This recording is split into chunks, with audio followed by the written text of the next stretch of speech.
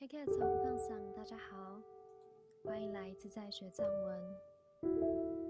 那今天我们要学习的主题是仓央加凑一咕噜，仓央加凑一咕噜，仓央加凑道歌节选2。那我们上次学习完了第一首道歌，接下来要学习第2首。那这首道歌呢是关于布达拉宫殿的道歌，藏文的部分呢是布达拉日首度临近仓央加凑，哈萨首度对土，千波唐桑王波。那文言文呢的翻译是布达拉之宫殿，驰名仓央嘉措居，夜访拉萨竹齐罗，唐桑汪波亦是彼。那我们来逐字的去解释它的3个布达拉呢，指的就是布达拉宫殿嘛。那翻译过去呢，其实是有普陀山的意思。那普陀山呢，也就是观世音菩萨所待的地方。那这个日呢，就是一个古代的地点虚词，也就是个拉屯。那大部分现在是用拉或是ra。那古文当中呢，通常是日来使用。那熟呢，就是一个茶气，住或是在哪里的意思。to 呢，就是在什么什么的时间的时候。那熟 to 呢，就是住在的时候，或是待在的时候。那这样翻译就是住在这个拉屯前面的地方，布达拉的时候。那第2句临近仓央加凑，那这句呢，就是指住在布达拉的时候呢，尊者是叫做临近仓央加凑。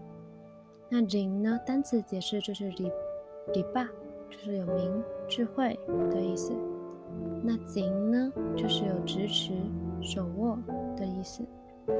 那临近呢，就是支持智慧的人，通常会使用在密法当中或是密教里面，茶霸的意思，就是有僧众的意思。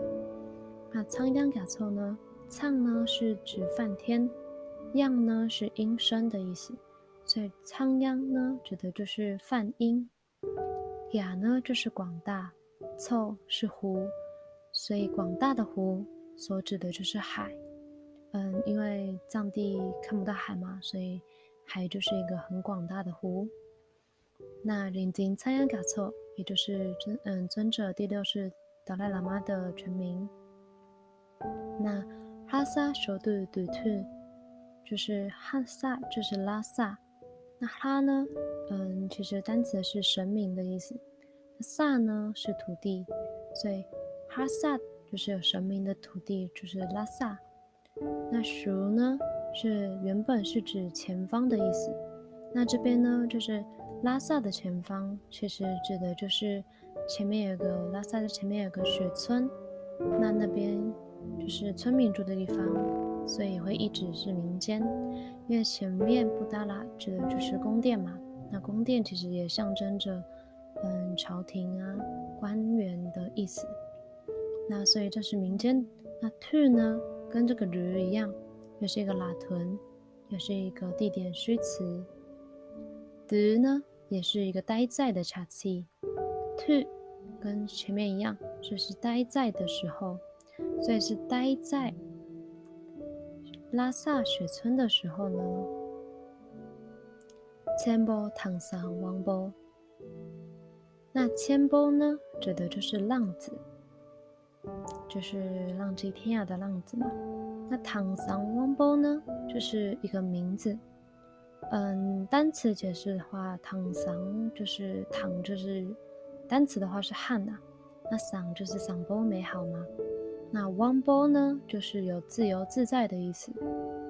那这个是千波唐桑汪波，就是尊者他在民间的时候为自己取的一个名字。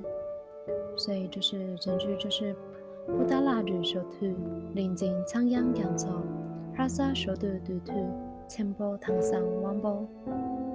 好，很学习大家，我们今天又学习完第2首道歌。那大家也可以透过道歌的歌曲去练习藏文，非常学习大家。下集待续。